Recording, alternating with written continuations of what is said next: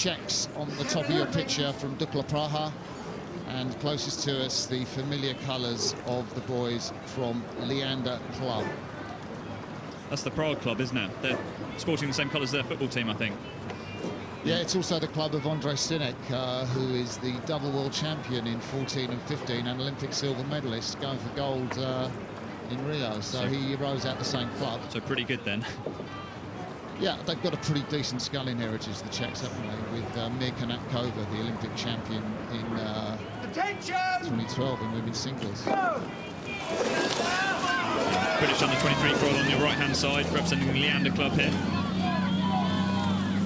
Czechs look like they've just blasted off there, haven't they? Do you reckon they looked at Leander time? Because yesterday, you know, looking at the splits to the Barry and Fawley, which is the halfway point, Leander just were like a length clear, 2 seconds clear of everybody in this event. And, you know, I have to say I was quite surprised, because these Czechs had a really close race against the Canadians yesterday. They're a really decent crew. We'll talk about them as they go down, but they've got to compete early on, haven't they, the Czechs? They have. They probably, yeah, they've taken note of that, and that's what they're doing here, isn't it? Although it looks like the Leander crew, they've got a couple of feet here early on. Stroked by Andy Joel, former Windsor boy, also coaches at the school. They'll be racing later on today against Leander. Those Windsor boys get everywhere, don't they? They do, even into the commentary box. Yeah, yeah, Adam Freeman-Classic, of course, international lightweight sculler and former Windsor boys schoolboy. And Andy Joel had a bit of an unlucky time last year in that under-23 quads. Raced the heat, but illness meant they couldn't race the semi-final or the final in Plovdiv. that wind must have really picked up, because we're just looking at the blade work here, and both boats are just getting the oars just taken away by the wind at the catch and then swooping back in. It looks like they've got it under control now, but I think that gustiness as you come off the end of the island was just catching them both out.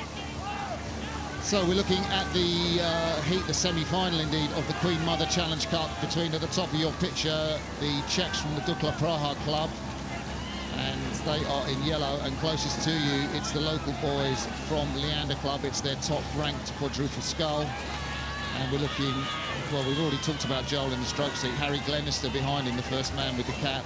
Harry Glenister, also his birthday today, actually, 21 years today, so he's got that birthday strength to add to the boat. Yeah, well, yeah, he's fortunate, Henley, because he rode in that same seat, but this time with one blade in the Y-folds last year behind Ali Douglas when he won the Y-fold Challenge Cup for Molesey. And he's changed clubs, come down to Leander, and he's not looked back at the moment, is he? No, he's doing a great job here. Such a talented young sculler, and really most international rowers this day can really turn their hand to two blades as well as one. But I think in these conditions, I mean, is it going to be more difficult for the guys with two blades, the scullers, or is it equally the same between rowing and sculling? Well, there's a lot of blade that can bounce off, and actually you just saw it then in the Leander boat. There's a lot of blade and oars to bounce off the water, and you can see the gusts flying in, and you can see, well, there's a lot of wake obviously off the umpire's launch, but there's a lot of bounce going on, so it's going to be tricky, and we're seeing it actually particularly more in the Leander boat. We're seeing the odd blade catch the water and bounce up, so they're going to have to keep this under control. So, I mean, just to give you some idea of the standards, we're looking at Leander, the home crew. If you're watching us on BT Sports, the presentation this afternoon, we hope you're enjoying this packed Saturday action from Henley. Leander, the home boys, in their familiar pink colours, and in yellow with the white blades, it's the crew from the Czech Republic. This is an international crew. They raced in the European Championships where they came 8th. And they have World Championship experience, not in the sculling, but in the fours in the boat. So they're a highly rated crew from the Czech Republic. And pretty much Leander are destroying them as far as I see. It's a great job from Leander. I thought this might be a bit closer, actually, but it looks like Leander have just taken it out, and they're making a statement. I mean, they entered this, the Queen Mother, deliberately to sort of say to selectors, look, here we are, we're of this standard, and actually that's what we did. That's what they're doing here.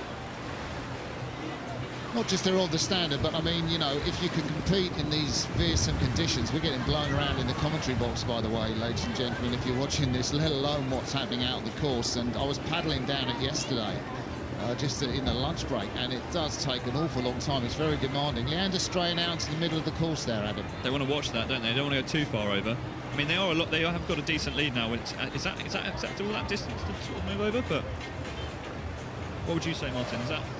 Well, I'm trying to see who's steering. I guess that might be Joel in the stroke seat, and Andy Droll, who's steering the stroke seat, because you get the best view down the course with his foot that he twists. But we did see a crew disqualified for encroaching into the middle.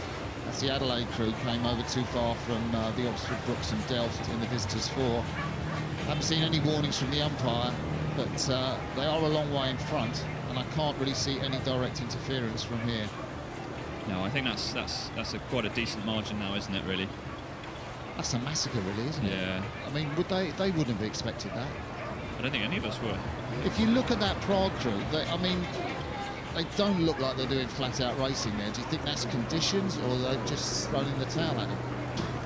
It's a good question, isn't it, really? It does look a lot sort of, Leander are keeping it really quite lively there, considering they're in the lead with quite a big margin.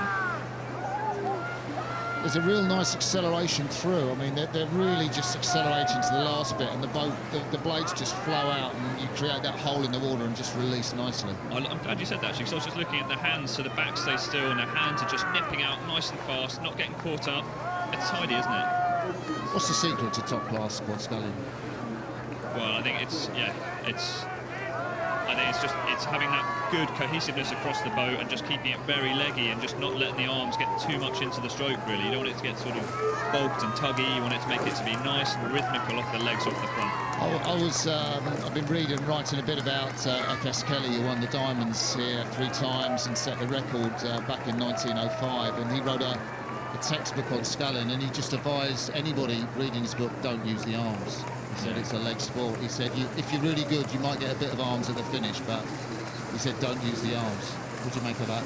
Well, I would definitely, I'd agree with that, and it looks like that's a good part of what these guys are doing here, actually, isn't it? Yeah, just hang off like a power clean at the front ends, just get the weight, just test yourself in the core, and just lever it off. It's been a while since I've done any of those. How about you, Martin?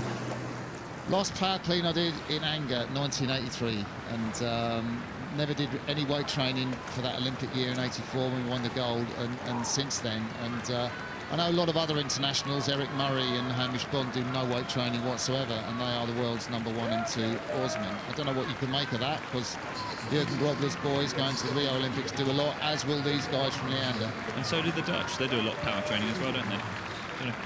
Don't know how much of that is weight related, but a little bit of a foray there coming from the Czechs. They've found another gear and just notched it on just to try and close it down a bit of the distance, but it looks like Leander knocked it on the head, haven't they? They're on UT1, UT2 work now, aren't they, Leander, which is kind of, they're almost able to talk to each other as they're scanning along, even though you get Harry Glennis to look round. He should know where the finish is. He's gone here often enough in the Fawley Wipeholds. Maybe the Queen Mother now, if he gets through to tomorrow's final. Fist pumps there from Andy Joel. Well, they weren't expecting that margin, were they?